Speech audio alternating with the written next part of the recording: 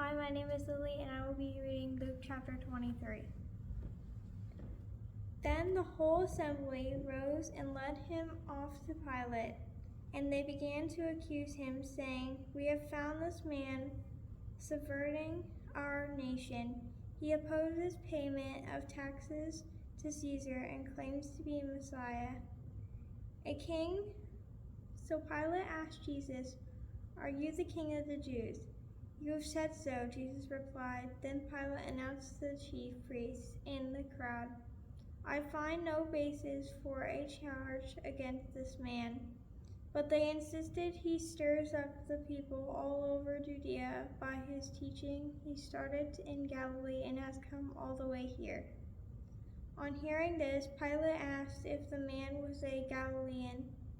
When he learned that Jesus was under Herod's jurisdiction, he sent him to Herod, who was also in Jerusalem at that time.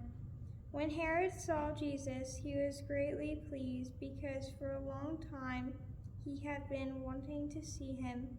From what he had heard about him, he hoped to see him perform a sign of some sort.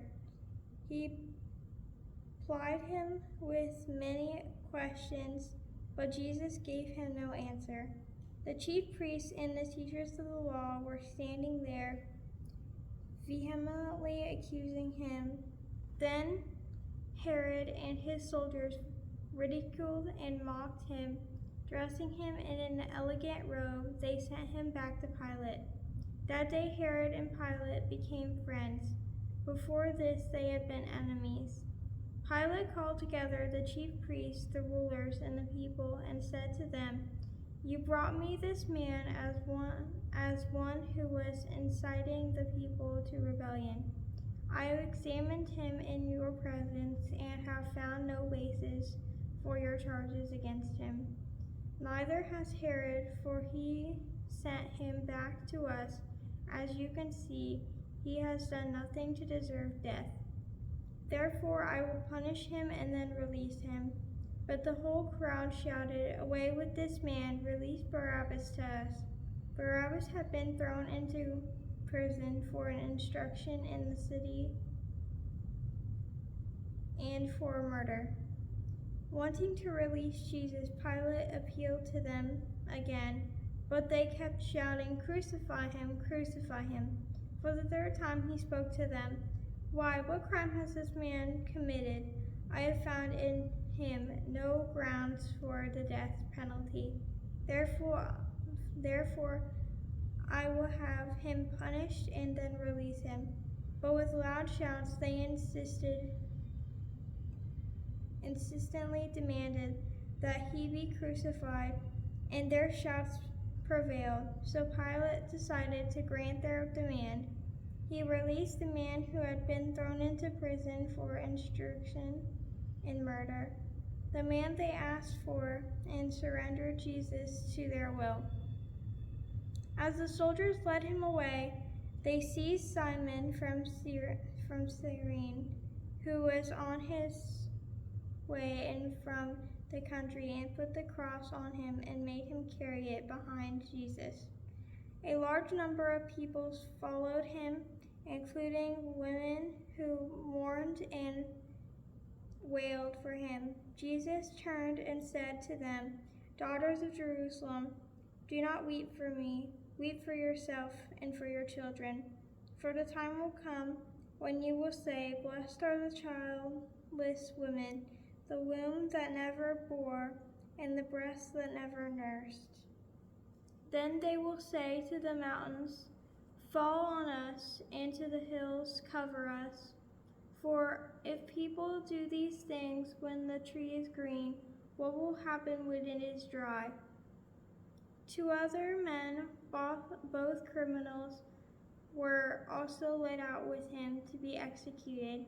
When they came to the place called the Skull, they crucified him there, along with the criminals, one on his right, the other on his left. Jesus said, "Father, forgive them, for they do not know what they are doing." And they divided up his clothes by casting lots. The people stood watching, and the rulers even sneered at him. They said, "He saved others, let him save himself, if he is God's Messiah, the chosen one."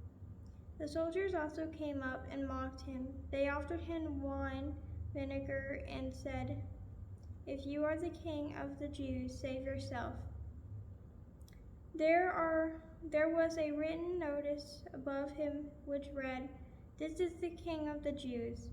One of the criminals who hung there hurled insults at him. "Are you the Messiah? Save yourself and us." But the other criminal rebuked him. "Don't you fear God?" he said. "Since you are under the same sentence, we are punished justly. For we are getting what our deeds deserve, but this man has done nothing wrong." Then he said, "Jesus, remember me when you come into your kingdom." Jesus answered him, "Truly I tell you, today you will be with me in paradise." It was now about noon, and darkness came over the whole land until 3 p.m, for the sun stopped shining, and the curtain of the temple was torn in two. Jesus called out with a loud voice, "Father, into your hands I commit my spirit." When he had said this, he breathed his last. The centurion, seeing what had happened, praised God and said, "Surely this was a righteous man."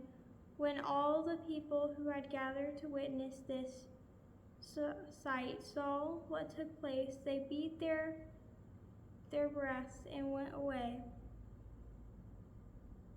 But all those who knew him, including the women who had followed him from Galilee, stood at a distance watching these things. Now there was a man named Joseph, a member of the council, a good and upright man, who had not consented to their decision and action. He came from the Judean town of Arimathea, and he himself was waiting for the kingdom of God. Going to Pilate, he asked for Jesus' body. Then he took it down, wrapped it in a linen cloth, and placed it in a tomb cut in the rock, one in which no one had yet been laid. It was Preparation Day, and the Sabbath was about to begin. The women who had come with Jesus from Galilee followed Joseph and saw the tomb and how his body was laid in it.